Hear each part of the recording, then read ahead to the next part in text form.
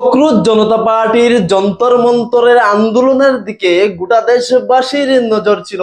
ছাত্রদের আন্দোলন কি হতে যাচ্ছে, কি হবে, সরকার কি করবে, প্রশাসন কি করবে, সেটা নিয়ে একটা সংশয় ছিল, মানুষের মধ্যে অনেক কৌতূহল ছিল। যাই হোক, অভিজিৎ দীপক, যিনি ককরোচ জনতা পার্টির প্রধান, তিনি আমেরিকা থেকে আসলেন, বিমানবন্দর থেকে সোজা চলে গেলেন যন্তর মন্তরে। সেখানে প্রতিবাদ কর্মসূচি হলো, স্লোগানে মুখরিত হলো এবং সরকারের বিরুদ্ধে, সিস্টেমের বিরুদ্ধে, শিক্ষামন্ত্রীর পদত্যাগের দাবিতে তারা এই আন্দোলন সংগঠিত করলেন। সোনম বাংচুক, যিনি শিক্ষাবিদ এবং যাকে নিয়ে সিনেমা তৈরি হয়েছিল থ্রি ইডিয়ট, সায়েন্টিস্ট, তিনিও যোগ দিয়েছিলেন এই আন্দোলনে। সবচেয়ে যে বড় বিষয় হলো যে এই আন্দোলনটা কিছুটা যেন হাইজেক হয়ে গেল।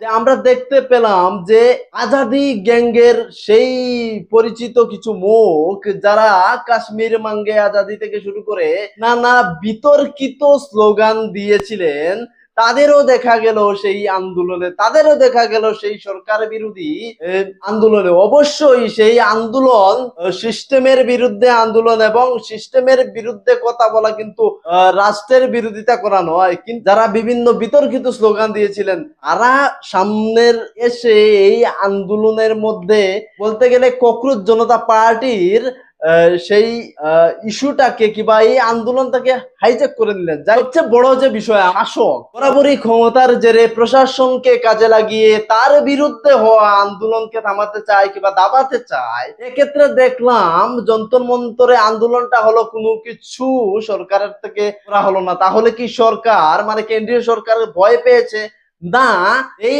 আন্দোলনে কি ফল বের হয়, বা এই চিত্র থেকে আগামী দিনের রাজনৈতিক রণকৌশল ঠিক করবে সরকারের যে দল, সরকারি দল বিজেপি, সেটা হয়তো আগামী দিন দেখা যাবে। এবার রেবেল সদানন্দপতি, অ্যাক্টিভিস্ট, খুব সুপরিচিত, যিনি বিজেপি বিরোধী একজন মুখ, তিনি কার্যত যে অভিযোগ করছেন যে সোনম বাংচুক এবং অভিজিৎ দীপক, উনারা আলাদা একটি রাজনৈতিক দল গঠন করছেন এবং সম্পূর্ণ একটি নাটক। ভারতের যুবকরা আরসুলা বা ককরোচ নয়।